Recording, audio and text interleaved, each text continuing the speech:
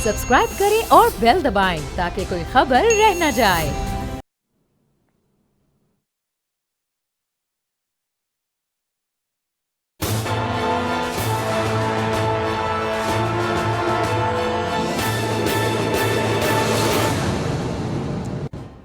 Good evening. मखलूत तर्ज हुकूमत का खासा है कि हुकूमत हमेशा इत्तेहादियों को मनाती रह जाती है।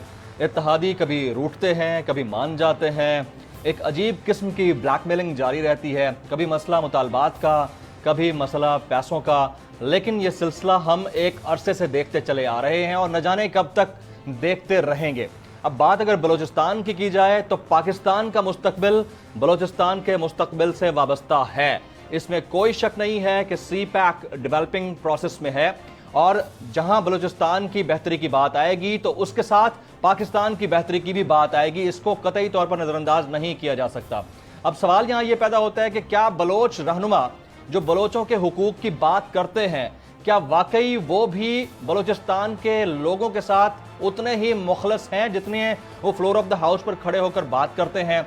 इस पर बात करना बनती है। और हाल ही में जिस तरह से अख्तर मेंगल साहब और उनके ग्रुप ने हुकूमत से अलहदगी का ऐलान किया है, तो one side of the story हम आपसे डिस्कस 3-4 रोज से कर रहे हैं क्योंकि उसमें उनके लोगों का जो मौक़िफ़ था आपके सामने रखा। लेकिन खुद बलूचिस्तान के अंदर क्या चल रहा है, वहां के लोग क्या चाहते हैं, the other side of the story क्या है, इस पर बात करना बनती है। और आज इस वन ऑन वन नशिस्त में हमारे साथ मीर सरफराज बुगटी साहब, साबिक वज़ीर दाखिला बलूचिस्तान मौजूद हैं। मीर साहब, thank you very much for being with us. सबसे पहला सवाल आपसे मेरा ये रहेगा कि असल मसला बलूचिस्तान के लोगों का है क्या, और बलूचिस्तान से ताल्लुक़ रखने वाले ये बड़े बड़े रहनुमा जो फ्लोर ऑफ द हाउस पर खड़े होकर इतने बड़े ऐलानात कर जाते हैं और ये भी कह जाते हैं कि हम बलोच लोगों के हुकूक की लड़ाई लड़ रहे हैं, क्या वाकई हुकूक की लड़ाई है?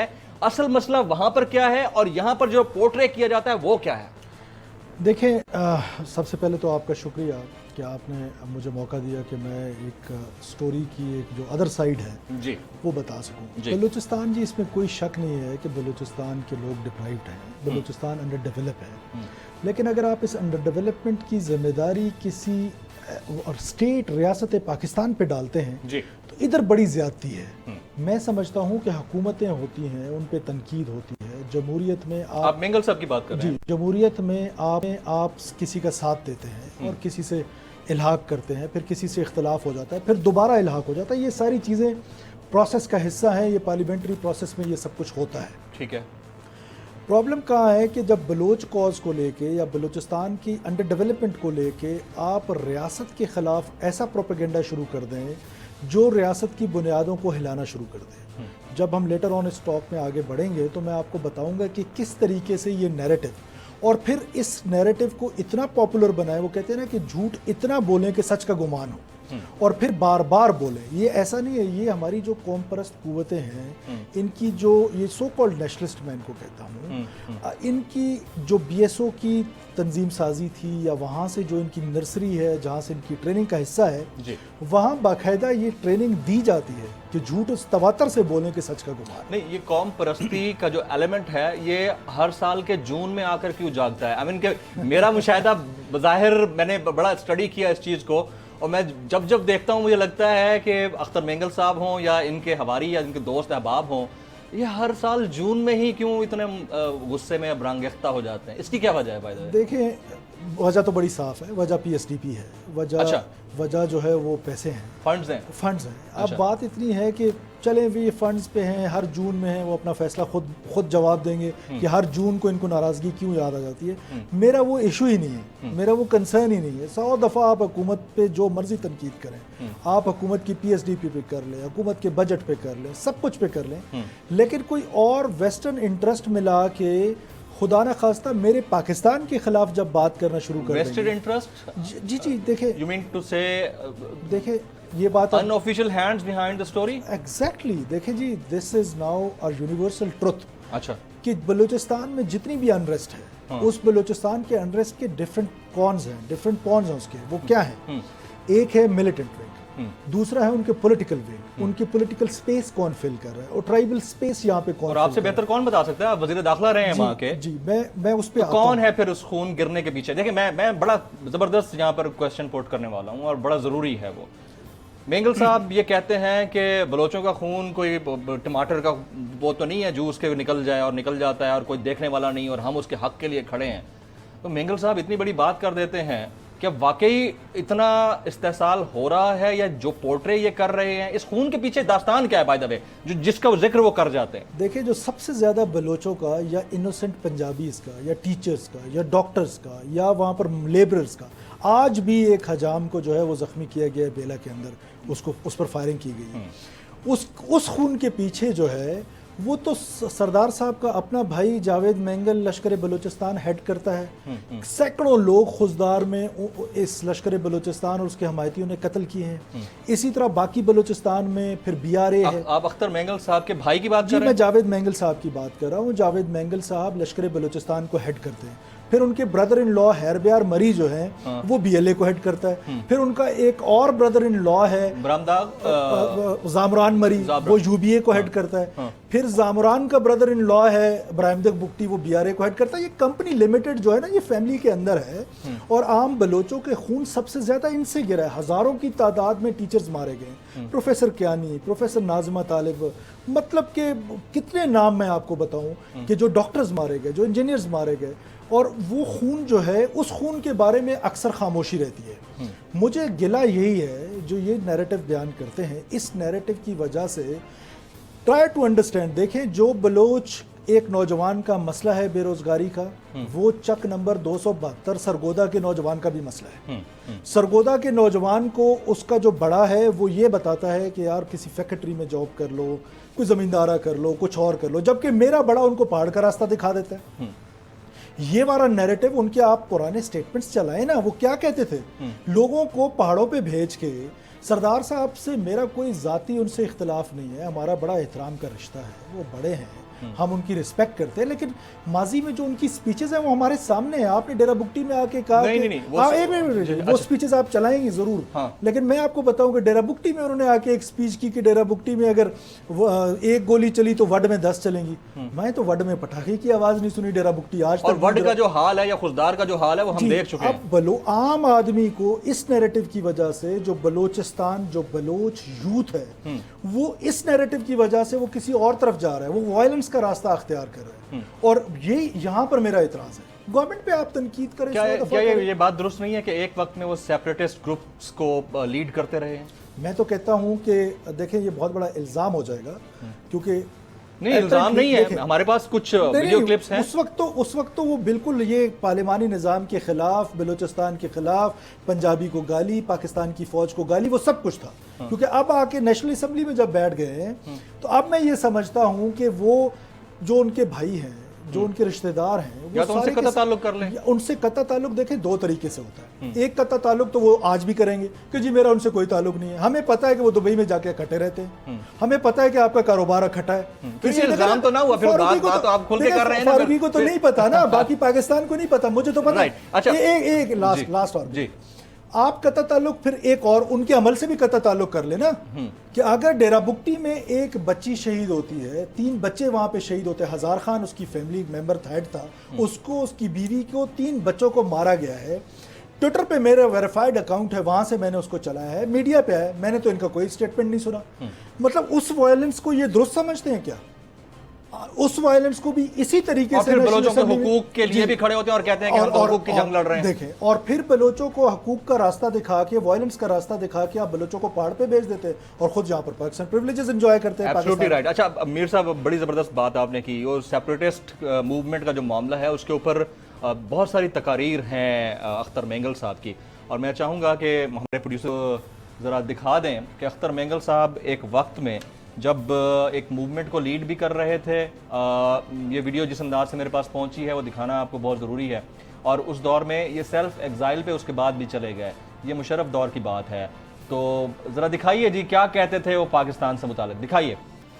कौमी धारे में है, अब आप नेशनल असम्बली में हैं, NA 126 से आप इलेक्ट होके नेशनल असम्बली में बैठे हैं, लेकिन साथ साथ ये भी बड़ा इम्पॉर्टेंट मामला है کہ ایتھنک کلنگ جو بلوچستان کے اندر ہوتی رہی ہیں، نسلی فسادات جو ہوتے رہے ہیں، جس انداز سے پنجابیوں کو چن چن کر وہاں پر قتل کیا گیا، اس کے متعلق کیا جملے رکھتے تھے اختر مینگل صاحب، وہ بھی آپ کو دکھانا بہت ضروری ہے. اس لیے ضروری ہے کیونکہ ہم انالائز کر رہے ہیں اوور آل سینیریو کو. اور اختر مینگل صاحب کے لیے ہمارا فلور، ہمارا اسٹوڈیو کھلا ہے. میں پچھلے 3 دن سے کانٹیکٹ کر رہا ہوں. میں چاہ رہا تھا کہ میرے ساتھ صرف 25 منٹ کے لیے بیٹھ جائیں، اور وہ نہیں آئے. اور اگر وہ بیٹھ جاتے ہیں تو ہم یہ سوالات ان سے براہ راست کر سکتے تھے. بہرحال یہ ملاحظہ کیجئے کہ انہوں نے پنجابیوں سے متعلق کیا کہا ہے. ملاحظہ کیجئے.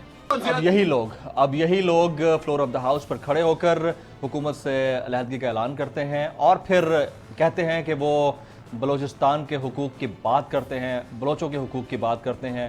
تو یہ ذرا ڈپلومیٹک اور دوگلا پن ہے اور اس کے اوپر بات کرنا بنتی ہے. سر یور ٹیک. دیکھیں جی، بلوچستان کے جو حقوق ہیں یا کامن بلوچ کا حقوق ہے، جو ایک پنجابی کے حق ہیں وہی ایک بلوچ کے حق ہیں، وہی ایک پشتون کے حق ہیں. جی. اب سوال یہ پیدا ہوتا ہے کہ یہ ایتھنک ڈویژن چاہتا کون ہے؟ ہمارے دیکھیں پاکستان کی فالٹ لائنز کیا ہیں. پاکستان کی اس وقت تک فالٹ لائن جو 1980s تک نہیں تھی، کسی کو نہیں پتا تھا کون شیعہ ہے کون سنی ہے. جی. لیکن آج پاکستان کی ایک فالٹ لائن ہے. جی. کوئی ایڈمٹ کرے یا نہ کرے. تو کیا ہمارا دشمن یہ نہیں چاہتا کہ اب ایتھنک ڈویژن بھی ہمارے اندر پیدا ہو؟ اور اسی ایتھنک بنیادوں پر پنجابی کو ذمہ دار قرار دے کر نائی کو مارا گیا، دھوبی کو مارا گیا، ٹیچر کو مارا گیا، لیبرر کو مارا گیا، پروفیسر کو مارا، کریم کو مارا گیا. پھر ہسٹوریکلی اگر آپ دیکھیں 1970s میں جو پہلی گورنمنٹ نیب کی آئی تھی، جس میں سردار صاحب کے والد صاحب، والد گرامی اللہ ان کی عمر دراز کرے، وہ چیف منسٹر تھے. سب سے پہلے ہماری کریم کو بلوچستان سے نکالا گیا تھا، ہمارے ایجوکیشنسٹ کو نکالا گیا تھا، ہمارے اچھے پولیس مین کو نکالا گیا تھا اس بنیاد پہ کہ وہ پنجابی تھے. اور اس کا پھر اثر کیا ہوا کہ آج تک ہمارا ایجوکیشن سسٹم اپنے پاؤں پہ کھڑا نہیں ہو سکا ہے. جب میرے جیسا جاہل آدمی ٹیچر ہوگا وہ پڑھائے گا کیا؟ تو کہنے کا مطلب ہے، اور پھر آپ اس طرح کی جذباتی تقریریں کر کے آپ نے یوتھ کو ایک اور راستہ دکھا دیا. اب یوتھ کو اس راستے سے واپس کون لائے گا؟ اور میں یہ سمجھتا ہوں کہ اب بھی اگر آپ یوتھ کو وہ راستہ واپس لینا چاہیں، آپ واپس لا سکتے ہیں، کیونکہ یوتھ آپ کی وجہ سے گئی ہے. لیکن آپ نے اپنا رویہ نہیں بدلا ہے. آپ پرکس اینڈ پریویلیجز ضرور انجوائے کر رہے ہیں، لیکن آپ یوتھ کو وہی راستہ دکھا. اس کے اوپر میں آتا ہوں، وہ کچھ سوالات آپ سے بھی ہیں لیکن میں بعد میں کروں گا. ابھی یہ بتائیں کہ یہ جو ہوا ہے حکومت سے علیحدگی، کیونکہ آپ تو بی اے پی اور اب ظاہر ہے کہ آپ ساتھ ہیں، گورنمنٹ کے وفاق میں آپ ساتھ ملے ہوئے ہیں، تو یہ جو الگ ہوئے ہیں یہ واپس آ جائیں گے یا انہوں نے واقعی اپوزیشن کے ساتھ بیٹھنے کا فیصلہ کر لیا؟ دیکھیں میری تو خواہش ہے کہ یہ واپس آئیں. نہیں خواہش نہیں، آپ کو لگتا کہ انالائز کیجئے. آپ بلوچ ہیں نا، آپ بلوچستان سے تعلق رکھتے ہیں، ٹرینڈ بھی تو بتاتا ہے نا کچھ ماضی میں جو ٹرینڈز ہوتے ہیں. میری یہ انالیسس ہے، یہ میری ذاتی رائے ہے، نہ اس پہ میری پارٹی کی رائے ہے، نہ میرے اتحادیوں کی کوئی رائے ہے. ٹھیک ہے. میرا یہ خیال ہے کہ وہ واپس آئیں گے اور ان کو واپس آنا بھی چاہیے. کیسا چلے گا؟ دیکھیں نا کہ اب پی ایس ٹی پیز پہ جب ایشو ہوں گے، فنڈز پہ جب ایشو ہوں گے تو وہ ریزالو بھی ہو سکتے ہیں. دیر آر 1000 ویز. جس گورنمنٹ کے پاس بڑے چیئرمین سینٹ کے انتخاب کے معاملے کے اوپر بھی انہوں نے، آپ کو یاد ہوگا کہ بڑا دھمکایا تھا کہ ہم تو بس الگ ہو رہے ہیں اور ہمارے مطالبات نہیں مانے جا رہے. وہ تو ہمارا ساتھ دیا تھا. نہیں بعد میں دیا تھا نا. جی وہ میں یہی پوچھ رہا ہوں اس وقت کیا ہوا تھا؟ بس نہیں ٹھنڈے ٹھنڈے نہ جائیں نا، بات کھل کے کریں. ہارس ٹریڈنگ ہوتی ہے اس ملک کا، اس ملک کی گورنمنٹس بننے کا ایک خاصا رہا ہے. المیہ کہیے، خاصا کہیے، what ever the case it is, لیکن ہارس ٹریڈنگ ہوتی رہی ہے. لوگ بکتے ہیں، انڈیپینڈنٹس بکتے ہیں، بڑے بڑے لوگ بکتے ہیں. تو کیا چیئرمین سینٹ کے انتخاب کے معاملے کے اوپر ان کا جو ریورس ہے، کیا اس وقت ان کو بلوچ حقوق یاد نہیں آئے تھے؟ نہیں، اس وقت وہ ایک بلوچ کو سپورٹ کر رہے تھے نا، تو شاید اس وجہ سے وہ سنجرانی صاحب کو. جی سنجرانی صاحب کیونکہ ایک بلوچ تھے. بہرحال انہوں نے ہمیں سپورٹ کیا تھا، میری پارٹی کو. پیسہ چلا یا نہیں چلا؟ آئی ایم تھینکفل ٹو ہم کہ انہوں نے ہمیں سپورٹ کیا. اچھا چلیں، تھینکفل تو ہیں لیکن آپ اصل بات پہ نہیں آ رہے. اس بات کو میں ابھی رہنے دیتا ہوں، کوئی ایسا معاملہ نہیں ہے. آپ بھی بلوچستان سے تعلق رکھتے ہیں، ڈیرہ بگٹی سے آپ کا تعلق ہے. ابھی آپ فرما رہے تھے کہ خود اختر مینگل صاحب یا ان کے علاقے وڈ کا یا پھر خزدار کا جو حال ہے وہ بڑا برا حال ہے. کچھ زیادہ بہتر حال ڈیرہ بگٹی کا بھی نہیں ہے میر صاحب، کیونکہ آپ یا جتنے بلوچ رہنما ہیں، بڑے بڑے بلوچ رہنما، ان کے گھر یا تو F7 F6 میں ہوتے ہیں، اسلام آباد کے اندر کہیں پہ ہوتے ہیں، یا بڑے بڑے شاپنگ پلازاز کے اندر ہوتے ہیں. ٹھیک ہے، وہ پیچھے کا رخ نہیں کرتے، واپسی کا رخ نہیں کرتے. حقوق بلوچستان کے مانگتے ہیں, رہتے اسلام آباد میں ہیں, اس سے بڑا المیہ کیا ہو سکتا ہے؟ میں ڈیرہ بگٹی کی ایگزامپل دیتا ہوں, وہاں بڑا برا حال ہے. میں خود بھی اس سسٹم کا حصہ ہوں. جی. ہماری جتنی پولیٹیکل ایلیٹ ہے, اگر آپ ان کو دیکھیں, آپ اسلام آباد چھوڑیں, جی. ہماری یہ پولیٹیکل ایلیٹ کے سارے بزنسز دبئی میں ہیں, ان کے سارے گھر دبئی میں ہیں, اور کامن بلوچ آج بھی ننگے سر ہے, ننگے پیر ہے. ریسورسز کی جو ڈویژن ہے وہ بلوچستان میں کبھی سے ٹھیک نہیں رہی. اور ایک اور بات آپ ہمیشہ ذہن میں رکھیں کہ کبھی بھی جو ڈیولپمنٹ کا پیراڈائم ہے وہ پیرلل نہیں رہے پورے بلوچستان میں, پورے پاکستان میں نہیں ہے. جو ڈیولپمنٹ کراچی میں ہے وہ شاید سکھر میں نہیں ہے, وہ شاید کشمور میں نہیں ہے, سملرلی وہ راجن پور میں نہیں ہے جو لاہور میں. لیکن کہنے کا مطلب ہے کہ لوگوں کو اپرچونٹیز ملی. مجھے اپرچونٹی ملی 5 سال, میرا ریکارڈ آپ کے سامنے ہے, میں آج بھی آپ کو دکھا کے اپنے سارے پروجیکٹس دکھا سکتا ہوں. سر اس پہ میں کوسچن کروں گا, دیکھیں اس پہ میں کوسچن کروں گا, آپ اس پہ پروگرام کر چکے ہیں, اس پہ میں کر چکا ہوں, میں کرتا رہتا ہوں. دیکھیں میں فالو اپ کرتا رہتا ہوں. میرا سن لیں, اب میری سن لیں, پہلے میرا سوال سن لیں. فالو اپ میں آپ کا پرومس تھا کہ آپ ڈیرہ بگٹی میں آؤں گا, آپ نہیں ہیں. آؤں گا, یہ میرا پرومس ہے, ٹھیک ہے. میں نے وہاں جانا ہے اور میں نے ویسے پرسنلی وہاں وزٹ کیا بھی ہے. پاکستان کے پسماندہ ترین اضلاع میں ایجوکیشن سسٹم کے اندر رینکنگ دیکھی جائے تو 152 نمبر ہے, یعنی 152واں نمبر ہے. الف اعلان ریٹنگز بتاتا ہے, رینکنگ بتاتا ہے, اس کے مطابق ایجوکیشن سکور جو آپ کے ڈیرہ بگٹی کا ہے دیٹ از 38.12, لرننگ سکور ہے 48.13 اور جینڈر پیرٹی ریٹ ہے 28.14. انفراسٹرکچر پور, بری حالت, ٹوائلٹ سکولز کے اندر نہیں ہے, ٹارٹس بھی نہیں ہے کہ بچے اس پر بیٹھ کر پڑھیں, خستہ حال قسم کی بلڈنگز ہیں, چھتیں گرنے جیسی ہو رہی ہوتی ہیں. تو یہ سرفراز بگٹی صاحب کا علاقہ ہے جن کے والد نے مڈل کلاس موومنٹ کو لیڈ کیا تھا, جن کے والد وہ شخصیت ہے جو چاہتے تھے کہ یہ جو سردارانہ نظام ہے یا جو وڈیرہ شاہی ہے اس سے جان چھوٹے پبلک کی. آپ کے اپنے علاقے کا یہ حال ہے تو ہم اختر مینگل یا کسی اور کے بارے میں کیا بات کریں؟ دیکھیں, اگر آپ نے جو پکچر پینٹ کی ہے نا, بالکل ایسی بھی پکچر نہیں ہے جس طرح کی آپ پینٹ کر رہے ہیں. جی.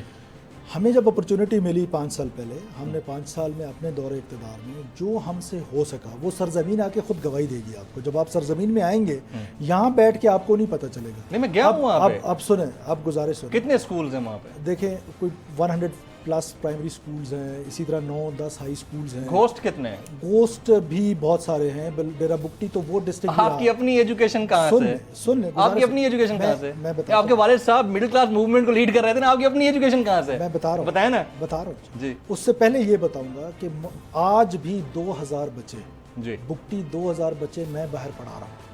بڑی اچھی بات ہے. I appreciate that.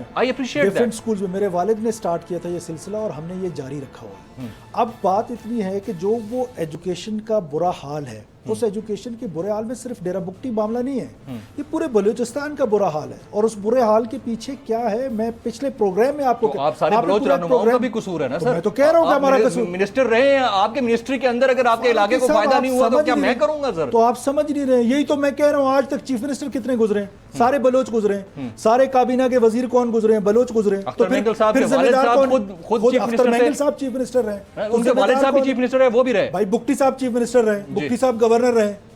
تو بات اتنی ہے کہ آپ سمجھنے کی کوشش کریں کہ یہی تو میرا پوائنٹ آف ویو ہے کہ we are responsible.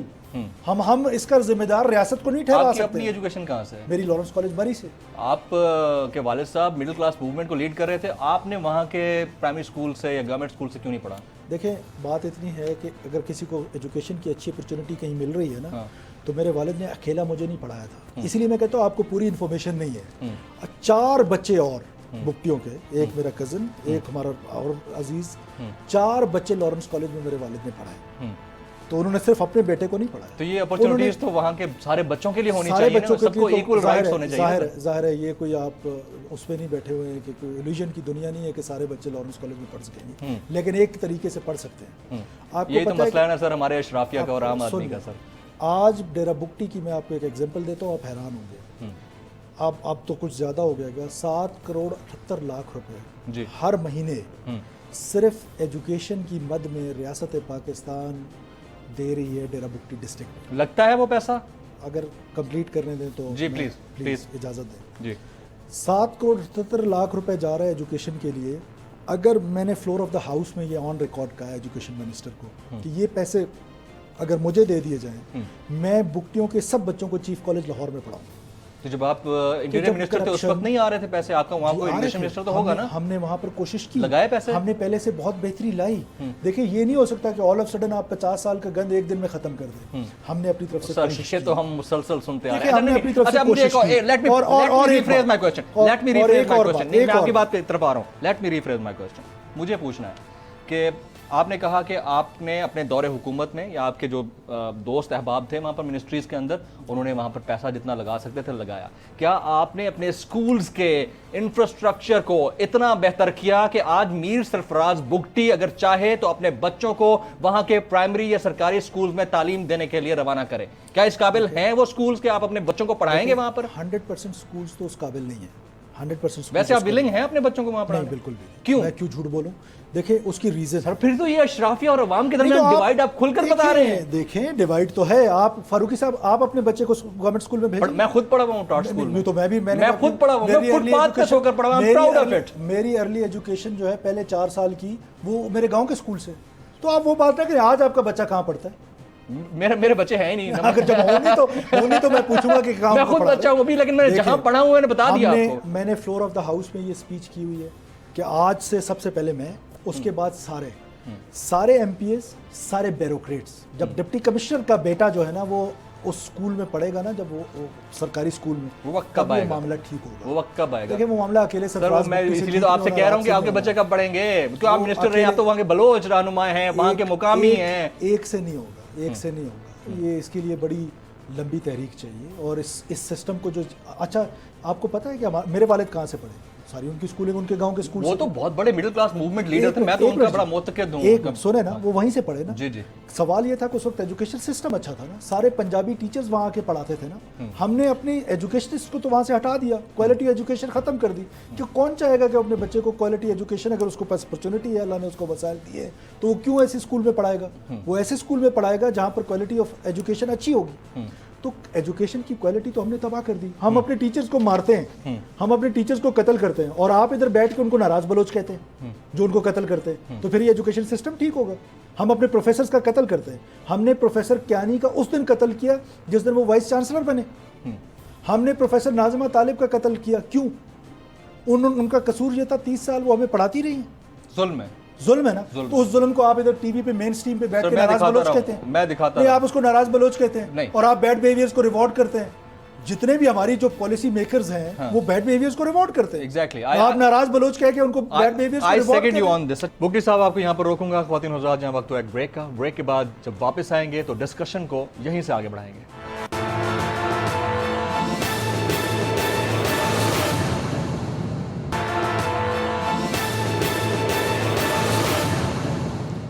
Welcome back. سابق وزیر داخلہ بلوچستان میر سرفراز بگٹی آج 1-on-1 نشست میں ہمارے ساتھ موجود ہیں. ان سے گفتگو کے سلسلے کو آگے بڑھاتے ہیں. جی, اب میں ذرا مینگل صاحب کے علاقے خضدار کی طرف آ جاتا ہوں. 1997 سے 98 تک وہ بلوچستان کے وزیر اعلیٰ رہے, آج کل قومی اسمبلی کے رکن ہیں. 2013 سے قبل انہوں نے خود ساختہ جلا وطنی اختیار کی, اور یہ تقریباً کوئی 4 سال کا عرصہ تھا. کیا ریزن تھی اس کے پیچھے, کیوں وہ جلا وطن ہوئے, اس کی وجوہات کیا تھی؟ آپ تو بلوچ رہنما, آپ کو زیادہ پتہ ہوگا, آپ کھل کے شیئر کریں میرے ساتھ. دیکھیں دو باتیں. اپنی جلا وطنی کی تو وہ خود بتا سکتے ہیں کہ انہوں نے کیوں جلا وطنی خود ساختہ اختیار کی. پھر پاکستان آ بھی گئے. جی, وہ پھر پاکستان آ گئے, وہ بھی پھر بتائیں گے کہ کیوں آئے. جی, میں آج بھی یہ کہتا ہوں, میرا پوائنٹ آف ویو یہ ہے کہ بھائی آپ کے نیریٹو کی وجہ سے کامن بلوچ جو ہے وہ وائلنس کا راستہ اختیار کر رہا ہے, اور آپ اس نیریٹو پہ خود پورا عمل نہیں کرتے. اب سوال یہ پیدا ہوتا ہے کہ اب آپ نے یہ تو بتا دیا, آپ کو پتہ ہے جب سے 70s سے ایک آدھ دفعہ کا میں نہیں کہہ سکتا ہوں, ہر دفعہ ورڈ سے ایم پی اے وہ ہیں, یا وہ ہیں, ان کا رشتہ دار ہے, ان کا کینڈیڈیٹ ہے, انہی کی فیملی میں سے کوئی نہ کوئی ہے. تو بات اتنی ہے کہ میں دعویٰ کرتا ہوں کہ میں نے 5 سال میں جو کام کیے ہیں اپنے علاقے میں, وہ انہوں نے سن 70 سے بلوچستان کو پروونس ملا ہے, انہوں نے نہیں کیے. اور میرا یہ بھی آپ نے بھی نہیں کیے.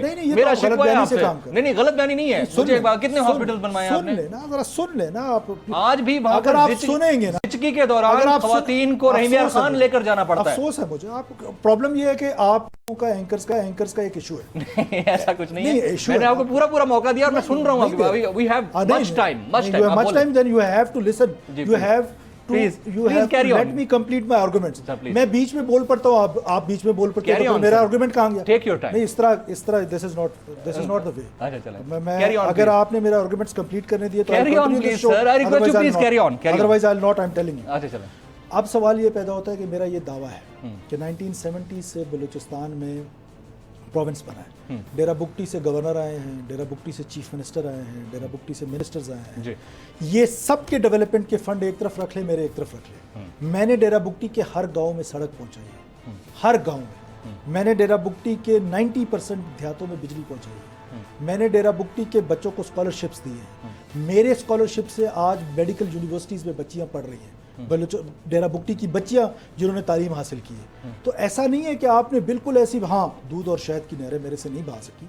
2000 लोगों को मैंने नौकरियां दी हैं, जिनको मैंने नौकरियों की अपॉर्चुनिटीज़ दी हैं. मैंने अपने बच्चों, अपने लोगों को कतर में भेजा है, वहाँ जाके वो सेटल हो गए और वहाँ से वो इनकम के ज़रिए पैदा कर रहे हैं. तो ऐसा नहीं है, लोगों को हमने सोलर ट्यूबवेल्स दिए हैं, एग्रीकल्चर के लिए हमने वहाँ पर काम किया है, 8 डैम्स मैंने कंस्ट्रक्ट कराए हैं. तो ये इसके लिए पूरा एक प्रोग्राम चाहिए और वहाँ पर चाहिए. आपके लोग हैप्पी हैं वहाँ पर आपसे? देखिए अल्हम्दुलिल्लाह, मैं तो ये समझता हूँ कि लोग मेरे से खुश हैं.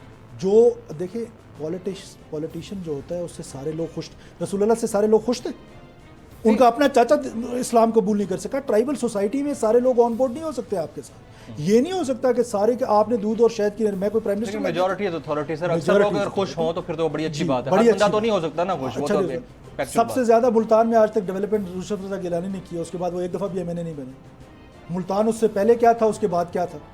तो ये नहीं होता है. आप देखें, आप वहाँ पर आए, इस तरह स्वीपिंग स्टेटमेंट दे देना कि जी डेरा बुगटी बिल्कुल, हमने अपना, मेरा ये दावा है, यही बात मैंने मेंगल साहब के बारे में मेरा की, ये दावा है, मेरा ये दावा है, क्योंकि आप बलोचों के हकूक़ की बात करते हैं ना सर. मैं मेंगल साहब का नहीं, मैं अपना बता रहा हूँ जी कि मेरा ये दावा है कि मुझसे पहले भी आज तक कोई उतने डेवलपमेंट के फंड्स नहीं लेकर आया डेरा बुगटी में जितने मैं लेकर आया हूँ. और मेरा ये भी दावा है कि आगे भी कोई नहीं लेकर आया. मुतहरिब ग्रुप्स या ये जो सेपरेटिस्ट ग्रुप्स हैं या फिर टेररिस्ट ग्रुप्स हैं, आप तो वज़ीर दाखिला रहे बलूचिस्तान के, और आपसे ज़्यादा इन डेप्थ इंफॉर्मेशन किसी के पास नहीं होगी. शायद हम में से किसी के पास ना हो. हम जितना स्टडी कर लें, गूगल कर लें, हमें तो वही मिलेगी ना जो आपने कहा है.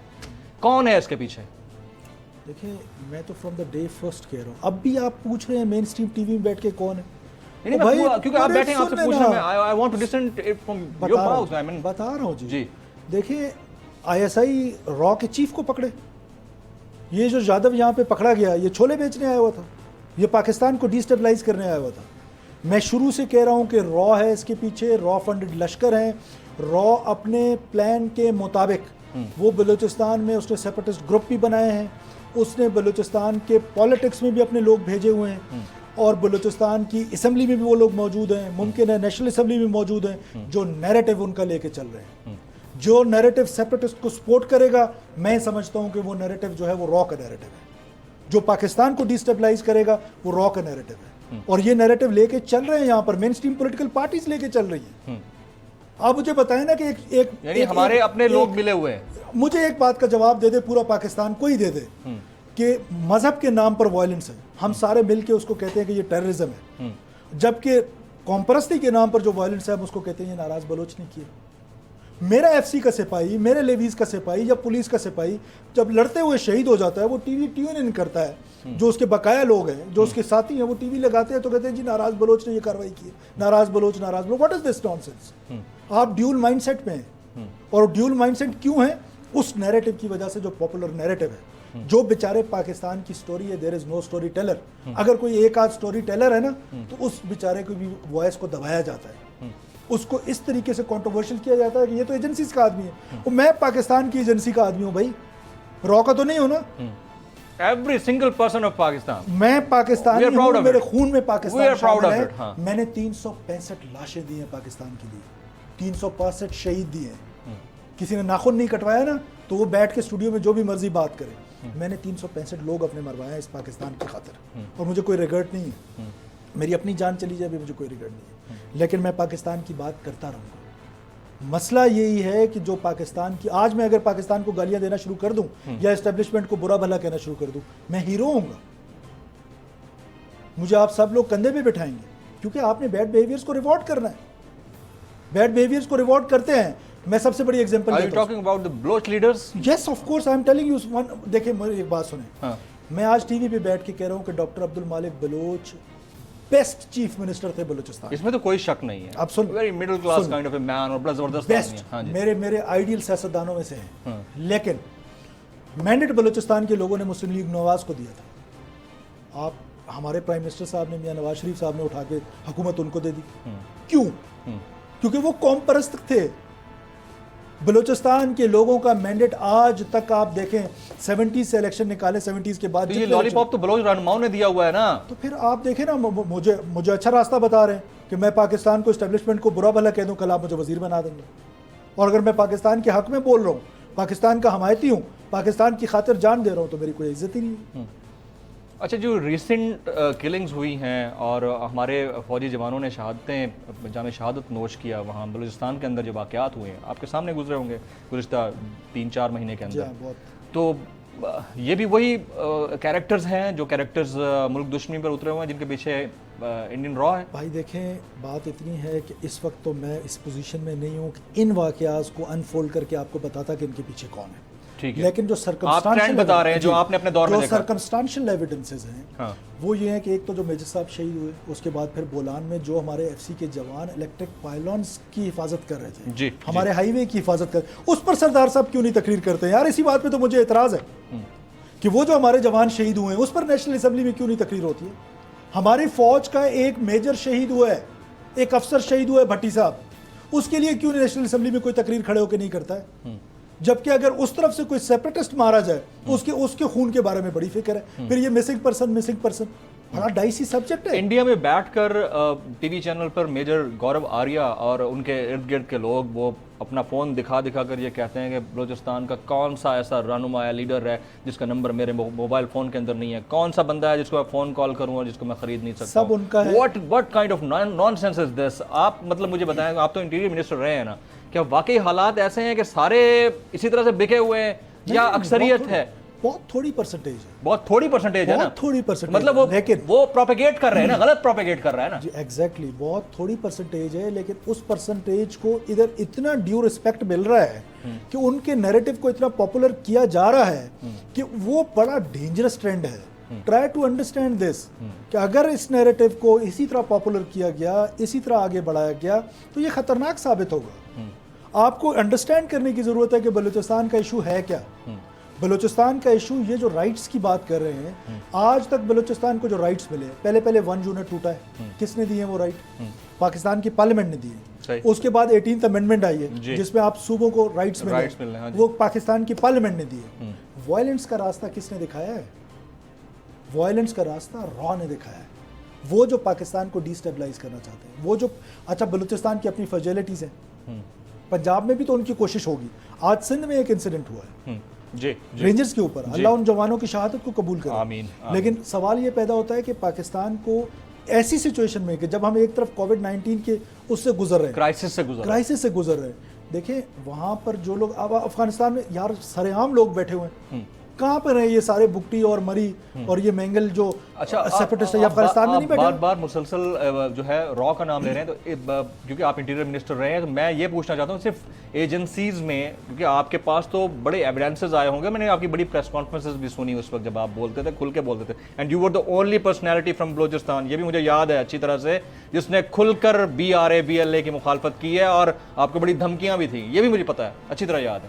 تو صرف را ہے یا دیگر ممالک کی ایجنسیز بھی ہیں؟ دیکھیے بہت سارے ممالک ہیں, آپ کے دوست نما دشمن ہیں, اس میں بہت سارے ایسے لوگ ہیں جو گوادر کی ڈیولپمنٹ نہیں چاہتے ہیں, جو سی پیک کو ایک جو خواب ایک شرمندہ تعبیر ہونے جا رہا ہے اس کو نہیں چھوڑتے ہیں, وہ چاہتے ہیں کہ وہ فیلئر کی طرف جائے جو ہمارا اکنامک فیوچر ہے. تو اس طرح کے ممالک کے اپنے اپنے انٹرسٹ ہیں, اور وہ یہ سارا کچھ استعمال ہو رہا ہے, اور وہ کیا کہتے ہیں افغانستان کی سرزمین استعمال ہو رہی ہے. ہمارے پاس سرکمسٹانشل ایویڈنسز بھی ہیں, سالڈ ایویڈنسز بھی ہیں حکومت کے پاس, اسٹیٹ کے پاس. ظاہر ہے وہ اپروپریٹ فورم نہیں ہے, میرے پاس تو وہ سارے ایویڈنسز آتے تھے, میں ان ایویڈنسز کی بنیاد پہ بات کرتا تھا کہ یہاں تک ایویڈنسز آتے تھے کہ را ٹارگٹ بتاتی تھی, کرتا لشکر جنگوی تھا اور قبول اس کو داعش سے کراتے تھے. کیوں؟ اس لیے کہ وہ دنیا کو یہ باور کرا سکیں کہ داعش کی پریزنس ہے پاکستان میں, آرگنائزڈ پریزنس, جو کہ آج تک نہیں ہے. کہ آرگنائز پریزنس ہے اور خدا نخواستہ آپ کے جو ایسٹس ہیں، جو نیوکلیر ایسٹس ہیں، ان کو کوئی تھریٹ ہے. تو دیکھیں انٹرنیشنل جو آپ کے دشمن ہیں وہ آپ کے خلاف ہر قسم کی سازش کرتے ہیں، اور سوچنا یہ ہے کہ آپ کے اپنے کون لوگ اس سازش کا حصہ ہیں، ان کو پہچاننے کی ضرورت ہے. ان بھیڑوں کو ان بھیڑیوں کو پہچاننے کی ضرورت ہے جنہوں نے بھیڑ کے کھال پہنی ہوئی ہے، اور اس کے لیے ہم تبلیغ کر رہے ہیں. اس کے لیے ہم تبلیغ کر رہے ہیں. اللہ ہمارے پالیسی سازوں کو بھی یہ ہدایت دے کہ وہ ان کو پہچان سکے. یہ اختر مینگل گروپ کی حکومت سے علیحدگی کے فیصلے کے بعد اس ساری سچویشن کا ڈراپ سین کیا ہوگا آن لائن؟ میرا خیال ہے کہ یہ اگر اتنا چھوٹا سا جھگڑا ہے پی ایس ٹی پی تو یہ حل ہو جانا چاہیے. کتنا ٹائم لگے گا اس کو حل ہونے میں؟ بائی دا وے آج آپ کے سامنے بیٹھے ہیں ہم. اللہ کرے کہ 1-2 دن میں. 1-2 دن؟ سنڈے سے منڈے نہیں ہونے دینا آپ نے؟ نہیں، میری تو خواہش ہے. دیکھیں میں گورنمنٹ کا حصہ ہوں، میری یہ خواہش ہے کہ گورنمنٹ مضبوط ہو، جی، اور میری یہ بھی خواہش ہے کہ سردار صاحب گورنمنٹ کا حصہ رہیں، بیکاز وہ گورنمنٹ کا حصہ رہیں گے تو اپنے لوگوں کے لیے کچھ کر پائیں گے اگر وہ کچھ کرنا چاہتے ہیں.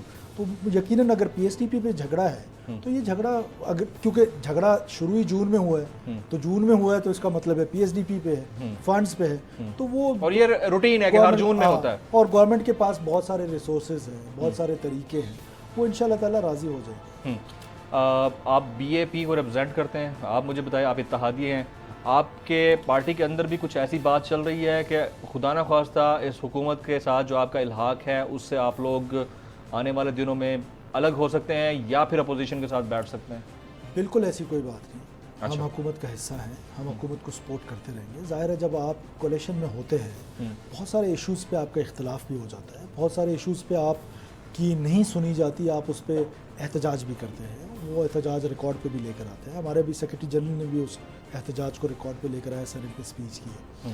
ہم بالکل، میں آپ کو بڑے دعوے سے کہہ رہا ہوں کہ نہ ہماری ایسی کوئی سوچ ہے. ہم گورنمنٹ کے ساتھ ہیں، ہم گورنمنٹ کو سپورٹ کریں گے، بجٹ میں بھی کریں گے اور اس کے بعد بھی کرتے رہیں گے. بجٹ 2021 کیسا بجٹ تھا وفاق کا؟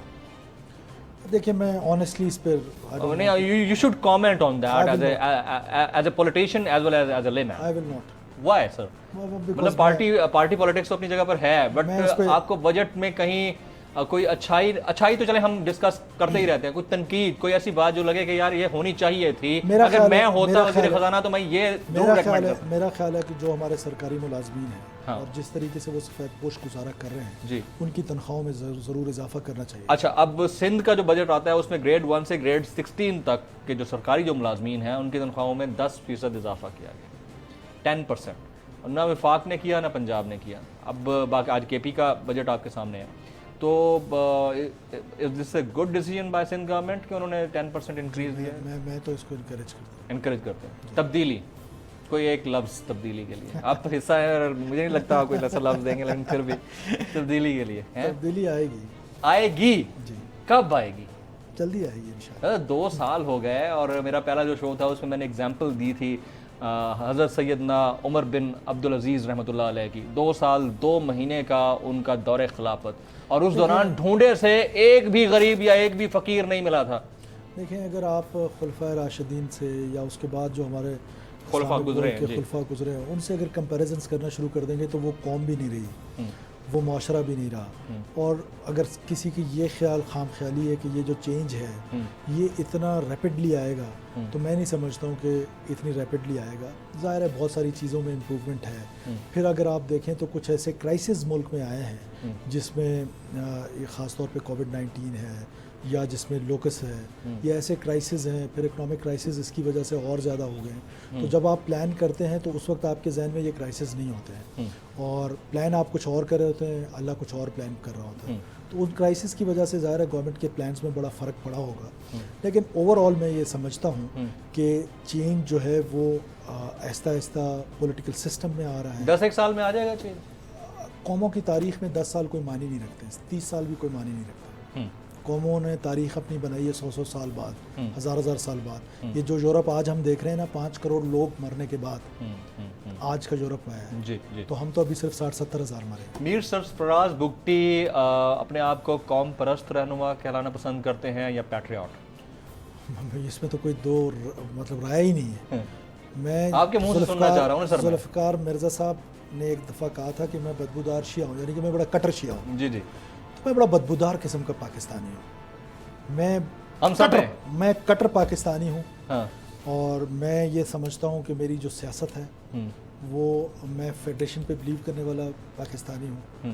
میری اپنی سیاست ہے. میں پاکستان کے ساتھ جو میری وفاداری ہے میں کسی کی وفاداری کو ڈاؤٹ نہیں کرتا کہ مجھے اپنی وفاداری کا پتہ ہے کہ میں نے اتنے لوگ مروا دیے ہیں لیکن میں پاکستان سے 1 انچ پیچھے نہیں ہٹا ہوں ان دہشت گرد قوتوں کے سامنے جو پاکستان کا جھنڈا جلانا چاہتے تھے. میں نے بڑی مشکل ٹائم پہ وہاں پاکستان کا جھنڈا اٹھایا ہے اور میں آپ کو یہ یقین دلاتا ہوں, یہ میرے اپنے اندر یہ یقین ہے کہ میں یہ جھنڈا کبھی گرنے نہیں دوں. تھریٹس, دھمکیاں, ظاہر ہے آپ نے بڑے بڑے لوگوں کو چیلنج کیا اور وہ لوگ تھے جن کے بیک پہ خطرناک قسم کی ایجنسیز تھیں, تو دھمکیاں تو ملتی رہتی ہوں گی, اب بھی ملتی ہیں یا اب ماشاءاللہ سے آپ اسلام آباد میں نہیں, میں اسلام آباد میں نہیں ہوں, میں ڈیرہ بگٹی میں ہوتا ہوں. میں اسلام آباد کبھی کبھار آتا ہوں اپنی فیملی. نہیں, آپ فزیکلی یہاں ہیں, آپ اسپریچولی وہاں پر ہوں گے سر, ایسا تو نہ کہیں. یہی تو دیکھیں ڈس انفارمیشن ہے آپ کی.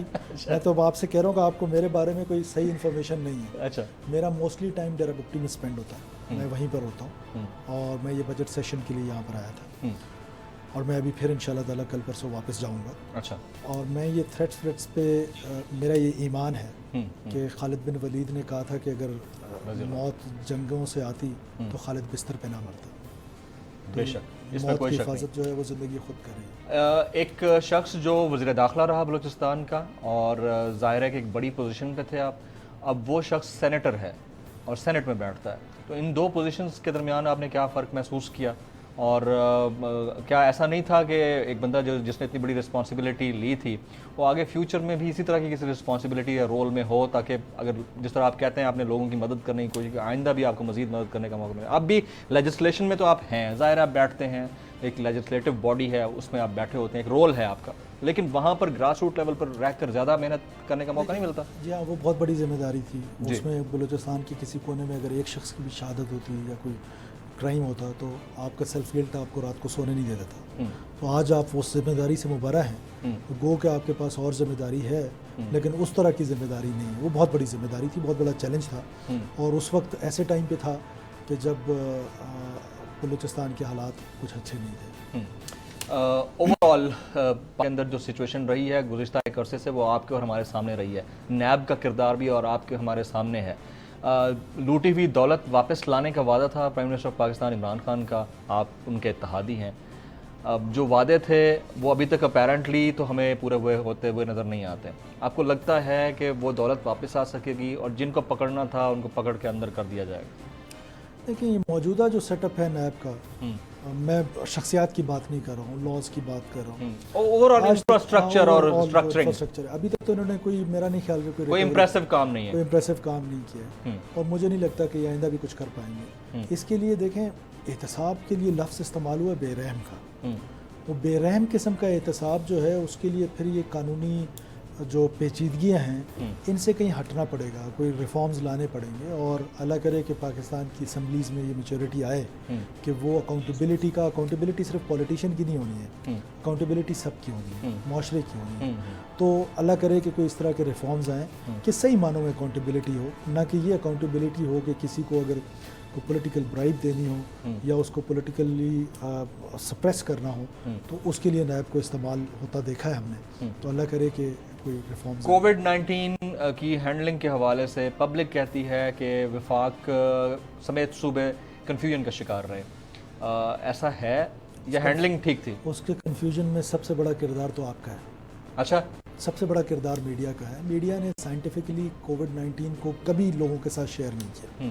میری ایک ہمبل سبمیشن ہے, کیونکہ آپ خود کووڈ-19 سروائیور ہیں. جی, میں سروائیور ہوں. جی, ماشاءاللہ سے آپ صحتیاب ہوئے ہیں الحمدللہ. ہاں جی. میں ایک ریکویسٹ کرتا ہوں, آج ہم کسی جگہ پہ ایک ویبینر میں تھے, وہاں پر کوئک کامنٹ سر, ٹائم کامنٹ. ایک دوست نے یہ سجیشن دی تھی کہ ہر ٹی وی چینل جو ہے وہ آدھا گھنٹے بعد ایک سروائیور دکھائے تاکہ لوگوں کو ہوپ ملے. ہم نے دکھا دیا نا سر آپ. تو وہ جو 14 ڈیز آف کوارنٹین یا سیلف آئسولیشن جو تھے یقیناً بڑے کرب میں گزرے ہوں گے. نہیں, میں کوارنٹائن نہیں کیا میں نے. اچھا. ہاں, میں اپنا کام کرتا رہا لیکن اپنے وہ سیفٹی کے ساتھ 6 فیٹ کا ڈسٹینس, میں جنازوں پہ بھی جاتا رہا, فاتح بھی کرتا رہا اور اپنا گھومتا پھرتا بھی رہا, اپنے علاقے میں ہی رہا.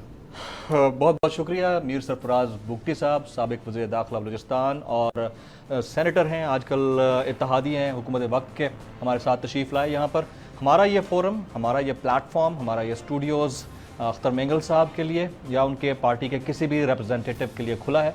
वैसे हमने उनका मौक़िफ़ ले लिया गुज़िश्ता शो में, लेकिन अगर मेंगल साहब खुद बनफ़्स नफ़ीस मेरे सामने 1 घंटे के लिए बैठना चाहें, मैं कॉल बहुत कर रहा हूँ, एक दफ़ा भी बैठ जाएंगे तो मेरे बहुत सारे सवाल का मुझे जवाब मिल जाएगा। जी अगर आप इजाज़त दें तो क्विक मैं भी अख्तर मेंगल साहब और उनकी पार्टी के तमाम दोस्तों से ये कहता हूँ जी कि बलूचिस्तान इशू पे किसी भी टीवी चैनल पे डिबेट करें, हमारे साथ बैठें, हम उनके साथ डिबेट करने के लिए तैयार हैं। बिल्कुल ठीक है जी। ख़वातीन हज़रात, प्रोग्राम का वक्त ख़त्म हो जाता है। जमील फारूकी को आज के तज्ज़िये से इजाज़त दीजिएगा।